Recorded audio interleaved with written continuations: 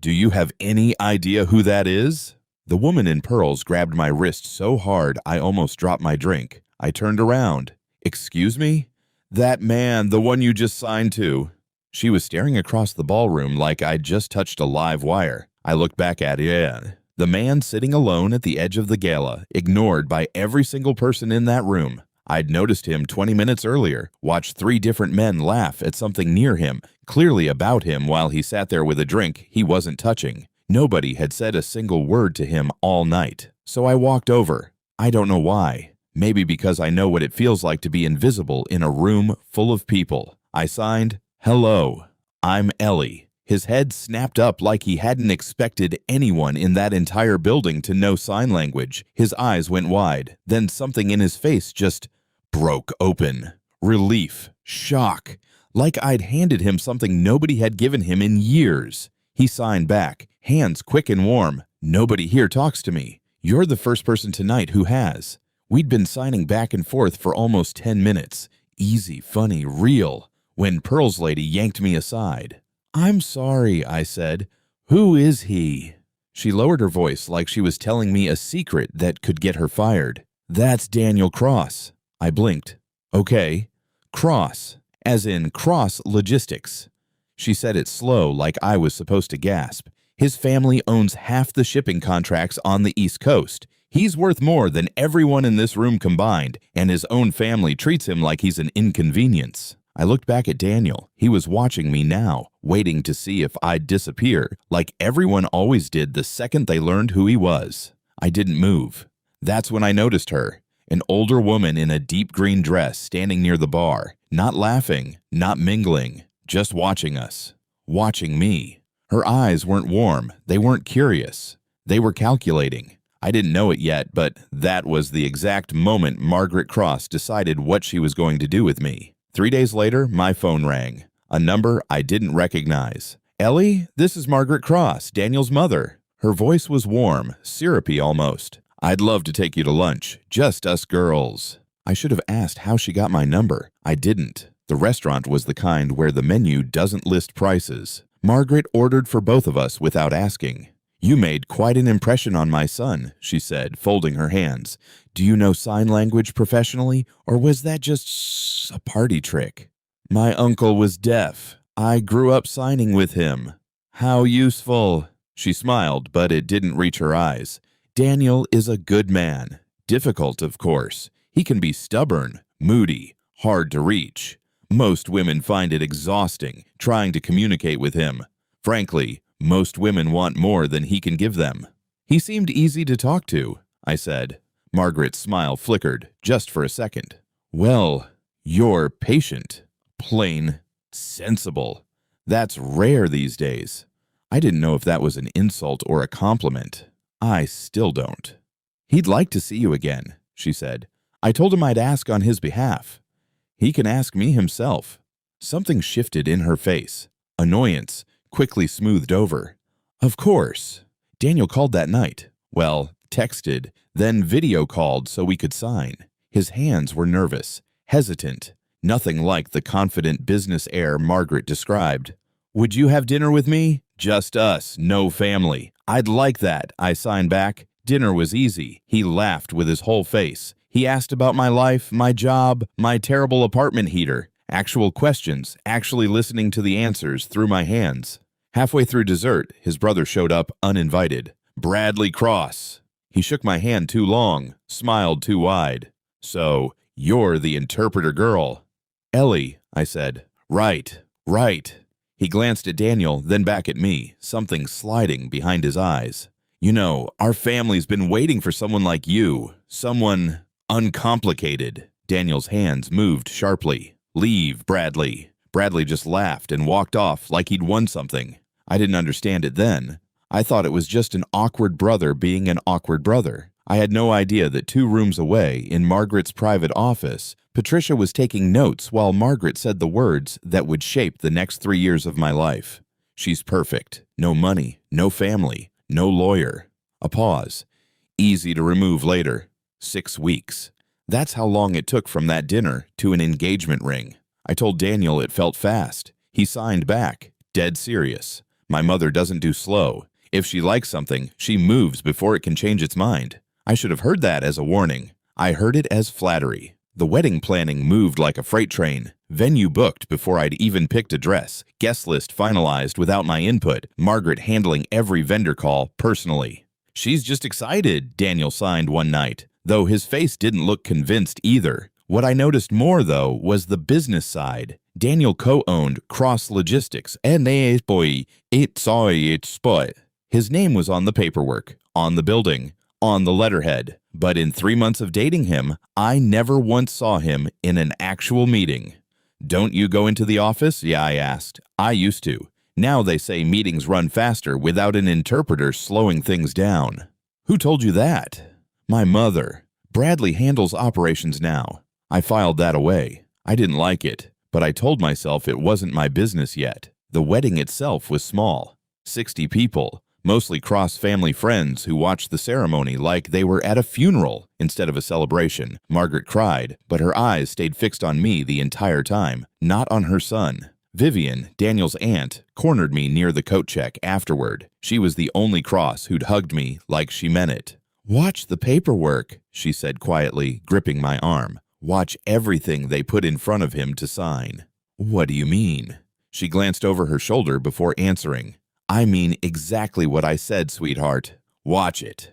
She walked away before I could ask more. That night, moving my boxes into Daniel's study to make room for my books, I found a locked drawer. It wasn't hidden well, just underneath old tax files. I found the key taped to the underside of the desk because Daniel had once shown me where he kept his spare house key using the same trick. Inside was a single folder. The label read, "Interpreter Reports. Do not share with D." I sat there holding it for a long time before I opened it. The folder had 6 months of typed reports, meeting summaries, contract notes, all written by someone named Grace Doyle, company interpreter, Cross Logistics.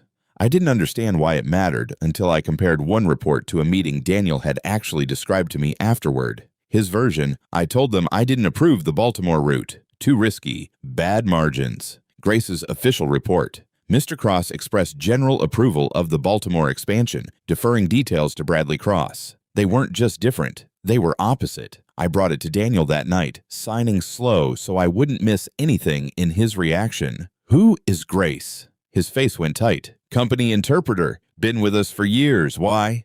I handed him the folder. Watched him read his own meetings. Translated wrong over and over. His hand started shaking before he even got to the 4th page. "She's been doing this the whole time?" "I think so." "Why would she?" He stopped. I watched the realization land on his face like a slow, sick weight. Bradley pays her. The next board meeting, I came with him. Grace was already seated at the table, surprised to see me. "I'm his wife," I said, sitting beside Daniel. "I'll be interpreting today." Grace glanced at Bradley. Bradley's jaw tightened, but he smiled anyway. "Of course. The more the merrier." For the first time in years, Daniel's actual words hit that boardroom. He raised concerns about vendor contracts, asked pointed questions about a shipping deal with margins that didn't add up. The room went quiet in a way it clearly wasn't used to. Afterward, in the hallway, I heard Bradley's voice through a half-closed office door. "She's ruining everything." Low. Furious.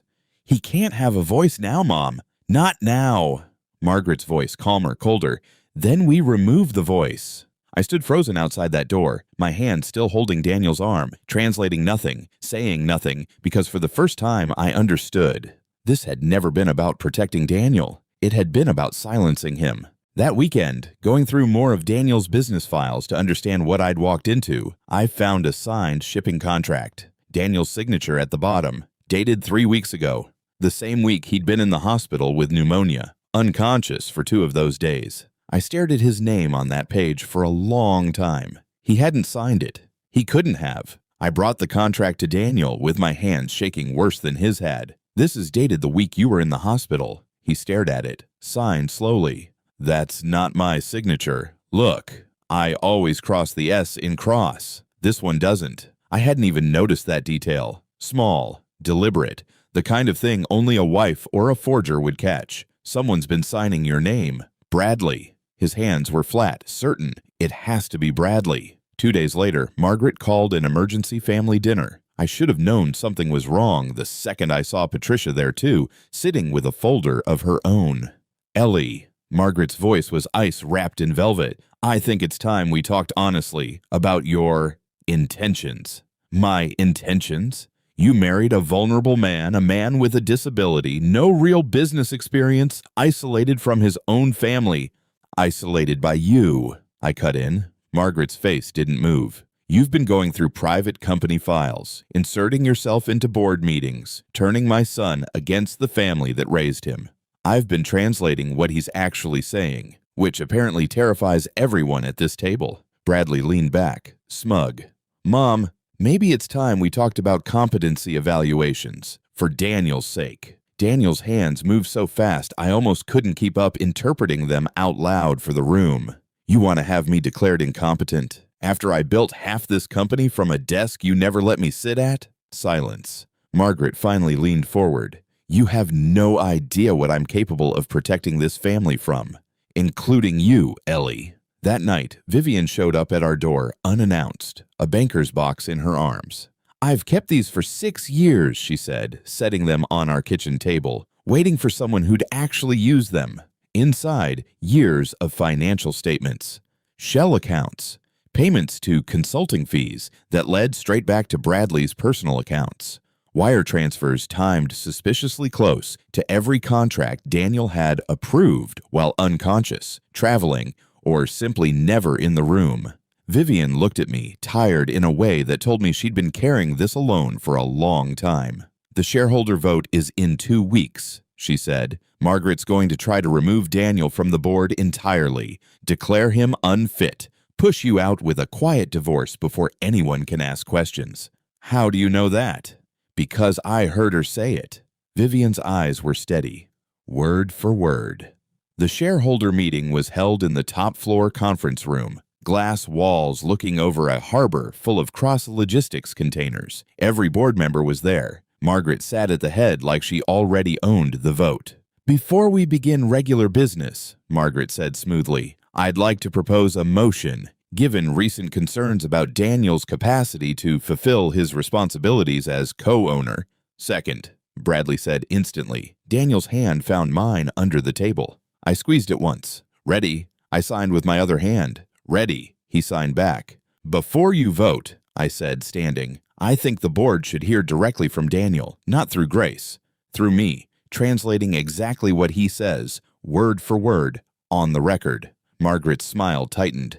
This isn't necessary. It's his company too, I said. He gets a voice. A few board members exchanged glances. One older man, a longtime shareholder, nodded. Let him speak. Daniel stood. His hands moved with a steadiness I hadn't seen from him in months, and I spoke every word as it came. For 6 years, my reports were rewritten by an interpreter my brother paid to mistranslate what I said in this room. My signature has been forged on contracts while I was hospitalized. I have documentation. My aunt has documentation. My wife found the forged shipping contract herself. Gasps. Margaret's face went white. This is absurd, Bradley snapped, standing too fast, his chair scraping back. She's manipulated him, twisted things.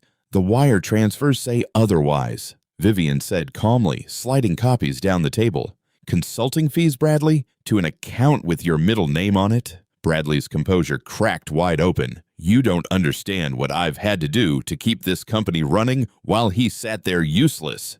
He stopped. Too late. The room had heard every word. Useless, Daniel signed. And I said it flat, letting the silence do the rest of the work. Security was called. Not for me, not for Daniel, for Bradley, who tried to leave the building with a hard drive under his coat before the board's lawyer stopped him at the elevator. Margaret didn't move from her chair. She just stared at her son, at me, at the papers scattered across the table that 15 board members were now reading in dead silence. You have no idea what you've done, she said quietly. I think I do, I answered. I gave him back his voice. Bradley was arrested 3 days later. Wire fraud, forgery, embezzlement.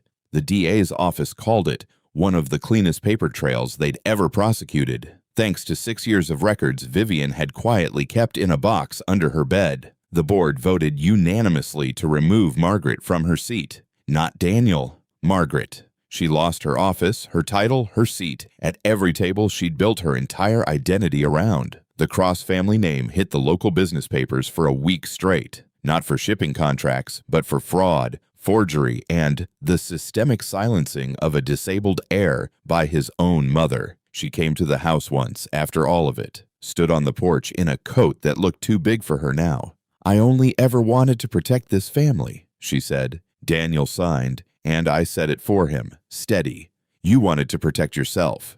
There's a difference. I finally have a way to tell people that." She didn't have anything to say back. She just left. Daniel took full control of Cross Logistics 6 weeks later. First official act hiring me, not as his wife standing quietly beside him, but as his official interpreter and partner, my name added to the board's public roster. Grace was fired the same week. Her mistranslated reports entered as evidence in Bradley's case. Some nights, Daniel and I sit in his office. His office now. No locked drawers, no folders marked "Do not share." And he signed something he said to me more than once since the boardroom. "You're the first person who ever heard me. Not the money, not the name. Me." I used to think I was invisible. Turns out I just hadn't found the one person worth being seen by. And it cost his family everything they'd built on his silence.